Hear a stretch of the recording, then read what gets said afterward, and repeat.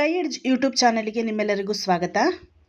ಸ್ಪರ್ಧಾತ್ಮಕ ವಿದ್ಯಾರ್ಥಿಗಳು ಈ ದಿನ ಯಾವ ಪ್ರಚಲಿತ ಘಟನೆಗಳನ್ನ ತಿಳ್ಕೋಬೇಕು ಅನ್ನೋದನ್ನ ಈ ವಿಡಿಯೋದಲ್ಲಿ ನೋಡೋಣ. ಎತ್ತಿನಹೊಳೆ ಕುಡಿಯುವ ನೀರಿನ ಯೋಜನೆ. ಈ ಯೋಜನೆಗಾಗಿ ಹಾಸನ ಜಿಲ್ಲೆಯಲ್ಲಿ 267 ಎಕರೆ ಅಂದರೆ 107 ಹೆಕ್ಟೇರ್ ಅರಣ್ಯದಲ್ಲಿ ನಿಯಮ ಬಾಹಿರವಾಗಿ ಕಾಮಗಾರಿಗಳನ್ನು ಕೈಗೆತ್ತಿಕೊಳ್ಳಲಾಗಿದೆ ಎಂಬುದನ್ನು ಕರ್ನಾಟಕ ಸರ್ಕಾರ ಒಪ್ಪಿಕೊಂಡಿದೆ.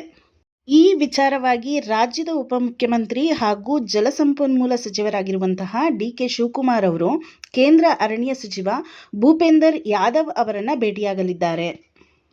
ಕರ್ನಾಟಕ ಅಂಧರ ಸಾಹಿತ್ಯ ಪರಿಷತ್ 77ರಿಂದ ಬೆಂಗಳೂರಿನ ಸಮರ್ಥನಂ ಸಭಾಂಗಣದಲ್ಲಿ ಅಖಿಲ ಕರ್ನಾಟಕ ಅಂಧರ ದ್ವಿತೀಯ ಕನ್ನಡ ಸಾಹಿತ್ಯ ಸಮ್ಮೇಳನ ನಡೆಯಲಿದೆ. ವನ್ಯಜೀವಿ ಆಂಬ್ಯುಲೆನ್ಸ್ ಸೇವೆಗೆ ವನ್ಯಜೀವಿ ರಾಯಭಾರಿ ಅನಿಲ್ ಕುಂಬ್ಳೆ ಚಾಲನೆ ನೀಡಿದ್ದಾರೆ.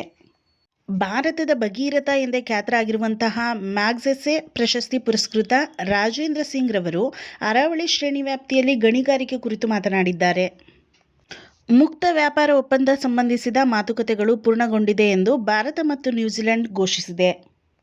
ರಷ್ಯಾ ಮತ್ತು ಉಕ್ರೇನ್ ಯುದ್ಧ ಶಮನಗೊಳಿಸುವ ಅಮೆರಿಕ ಪ್ರಯತ್ನದ ನಡುವೆ ರಷ್ಯಾದ ಲೆಫ್ಟಿನೆಂಟ್ ಜನರಲ್ ಫಾನಿಲ್ ಸರ್ವೋವ್ ಅವರ ಕಾರ್ನಲ್ಲಿ ಬಾಂಬ್ ಸ್ಫೋಟಗೊಂಡಿದ್ದು ಫಾನಿಲ್ ಸರ್ವೋವ್ ಅವರು ಮೃತಪಟ್ಟಿದ್ದಾರೆ. ಉನ್ನತ ಶಿಕ್ಷಣ ಸಚಿವ ಎಂ.ಸಿ. ಸುಧಾಕರ್ FKCCIನ ಮಂಥನ್ 18ನೇ ಆವೃತ್ತಿಗೆ ಚಾಲನೆಯನ್ನು ನೀಡಿದ್ದಾರೆ.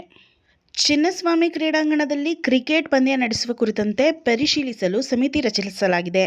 ಈ ಸಮಿತಿ ನೀಡುವಂತಹ ವರದಿಯ ಆಧಾರದ ಮೇಲೆ ಮುಂದಿನ ನಿರ್ಧಾರ ತೆಗೆದುಕೊಳ್ಳುವುದಾಗಿ ಗೃಹ ಸಚಿವ ಪರಮೇಶ್ವರ್ ಅವರು ತಿಳಿಸಿದ್ದಾರೆ.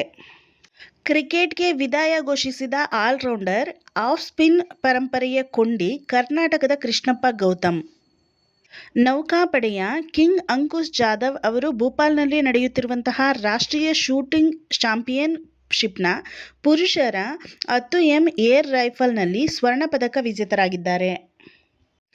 ವೇಗಿ ಜೇಕಬ್ ಡಫಿ ಅವರು ಅಮೋಘ ಬೌಲಿಂಗ್ ದಾಳಿಯ ನೆರವಿನಿಂದ ನ್ಯೂಜಿಲೆಂಡ್ ತಂಡವು ವೆಸ್ಟ್ ಇಂಡೀಸ್ ತಂಡವನ್ನು 323 ರನ್ಗಳಿಂದ ಸೋಲಿಸಿದೆ.